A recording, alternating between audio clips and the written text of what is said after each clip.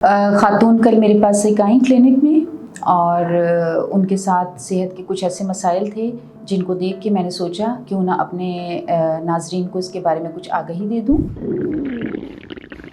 لگتا ہے بازار کے کھانے بہت کھاتے ہو۔ جی ڈاکٹر صاحب، میں یہ میڈیسن پرسکرائب کر رہا ہوں، وہ آپ لے لیں۔ اب کوئی بھی مسئلہ ہو تو مرہم سے ڈاکٹر کی آن لائن کنسلٹیشن بک کرو، کیونکہ ڈاکٹر سے بات ہوگی اب گھر پر۔ میں ہومیوپیتھک ڈاکٹر رحمانہ اسد مرہم کے پلیٹ فارم سے آپ سے مخاطب ہوں۔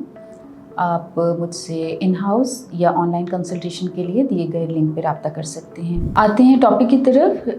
جس چیز کے اوپر میں بات کرنا چاہ رہی ہوں وہ ہے مینوپاز۔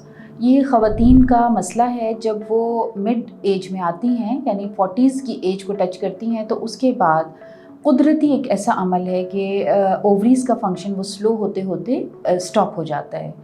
تو اس دوران خواتین بہت سارے صحت کے مسائل سے گزرتی ہیں اور پھر آخر کار جب اووریز اپنا function around age of 50 to 52 بالکل سٹاپ کر دیتی ہیں تو وہ مینوپاز ان کا کمپلیٹ ہو جاتا ہے اور پھر اس میں بھی ان کو بہت ساری پیچیدگیوں کا سامنا کرنا پڑتا ہے۔ تو اس بارے میں آپ کو کچھ آگہی دینا چاہتی ہوں کہ مینوپاز اچانک سے نہیں ہوتا، یہ 3 فیزز میں ہوتا ہے۔ ایک پری مینوپاز ہوتا ہے، پھر مینوپاز ہوتا ہے اور پوسٹ مینوپاز ہوتا ہے۔